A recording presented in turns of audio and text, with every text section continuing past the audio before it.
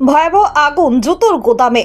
আজ দুপুরে আচমকায় বাঁকুড়ার কোতুলপুরের নেতাজি মোড় এলাকায় থাকা জুতোর ওই গুদামে আগুন লাগে। গুদামে দাহ্য বস্তু মজুদ থাকায় দ্রুত আগুন ছড়িয়ে পড়ে।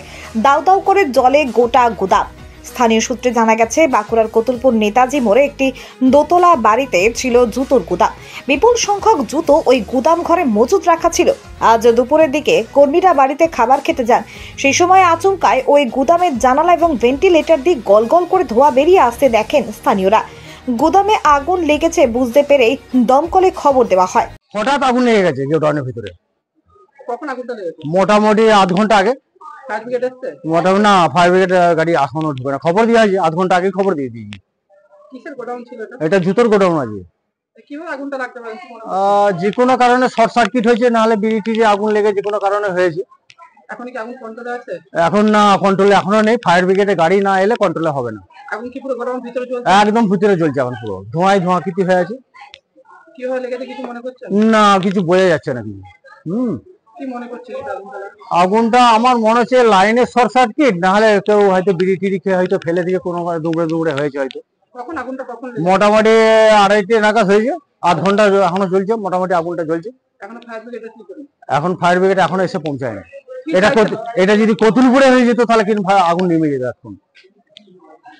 এখনো ফায়ার ব্রিগেড এসে কি? না, এখনো এসে জুটে না। ভিতরে কি অবস্থায় আছে এখন আগুন? ভিতরে এখন অবস্থায় প্রচুর তো ধোঁয়া বেরোচ্ছে। এখন কি অবস্থা, গেট তো খুলতে পারছি না। এবার গেট খুললেই আবার অক্সিজেনটা বাইরে থেকে ঢুকে যাচ্ছে, বেশি করে আগুন লেগে যাচ্ছে। ভিতরে কি এখন পুরো চলছে? হ্যাঁ, ভিতরে এখন পুরো জ্বলছে। এখন জুতোর গোডাউন ছিল। আপনার কি স্থানীয় বাসিন্দা? হ্যাঁ, স্থানীয় বাসিন্দা। আমার নাম হারাধন দে। স্থানীয় বাসিন্দা সূত্রে আরও জানা যায়, শর্ট সার্কিট থেকে আগুন লাগে। ক্ষয়ক্ষতি হয়েছে ভালোই। স্থানীয় মানুষেরা এসে হাত লাগিয়েছে আগুন নেভানোর ক্ষেত্রে। দমকলের কোনো সারা শব্দ নেই। প্রায় কোটি টাকার কাছাকাছি জিনিস ক্ষতি হয়েছে।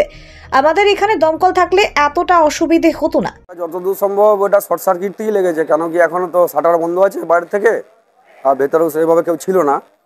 তো সেই মতো এটা যেহেতু জুতোর গোডাউন, তো আমার মনে হচ্ছে ওটা শর্ট সার্কিট থেকেই লেগেছে। কি মনে করছেন কিভাবে লাগতে পারে?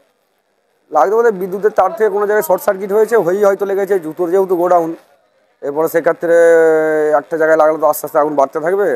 তো এলাকার মানুষ, ফায়ার ব্রিগেড যদিও এখন এসে পৌঁছায়নি, অনেক আগেই খবর দেওয়া হয়েছে বিষ্ণুপুর বা আরামবাগকে, কিন্তু এলাকার মানুষ যথারীতি না হলেও 100 থেকে 200 মানুষ হাত লাগিয়েছে। বাড়ির থেকে জলের পাইপ নিয়ে এসে জল দিয়ে নিভানোর চেষ্টা করা হচ্ছে। জানালা দিকে শাটার তোলা যাচ্ছে না, শাটার তুললে প্রচণ্ড ধোঁয়ায় ভর্তি।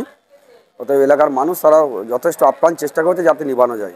কিভাবে আগুনটা লাগলো কি মনে করছেন? আগুনটা আমার যতদূর মনে হচ্ছে ওই কোনো হয়তো তার থেকে শর্ট সার্কিট হয়ে কিংবা ল্যাম্পবাস্ট হয়ে ইলেকট্রিক থেকেই লেগেছে, এটাই 99% আশা করা যায়। ভিতরে এখন আগুনের কি পরিস্থিতি? এখনও মনে হচ্ছে ভিতরে আগুন আছে, কারণ প্রচণ্ড ধোঁয়া, কালো ধোঁয়া যেহেতু আসছে, তাহলে এখনও সম্ভবত আগুন ভেতরে এখনও আছে। আগুন কি এখন কন্ট্রোলে নেই? কন্ট্রোলে মনে হচ্ছে কিছুটা এসেছে, আন্দাজের উপর হচ্ছে সবটাই। বাইরে থেকে তো জানলা দিয়ে জল দেওয়া হচ্ছে। ভিতরে কতটা ক্ষয়ক্ষতির পরিমাণ? ভেতরে যাও পুরো তো বড় গোডাউন, ও তো কয়েক লক্ষ টাকা থেকে হয়তো কোটি টাকারও মাল থাকতে পারে, ওটা আমরা সঠিক বলতে পারবো না। তবে এইটুকু বলতে পারি কয়েক লক্ষ টাকা, হয়তো কোটি টাকার কাছাকাছি ক্ষয়ক্ষতি হয়েছে। ফায়ার ব্রিগেডে কোনো সারা শব্দ নাই। অনেকক্ষণ আগে খবর দেওয়া হয়েছে আরামবাগ বা বিষ্ণুপুর, কেউ এখনো এসে জুটেনি। আসছি এটাই বলতে থাকছে। কোতুলপুরে ফায়ার ব্রিগেড থাকলে? কোতুলপুরে ফায়ার ব্রিগেড তো একটা খুবই দরকার। আমরা কোতুলপুরের মানুষ তো ফায়ার ব্রিগেডের জন্য একটা আবেদন করেইছি।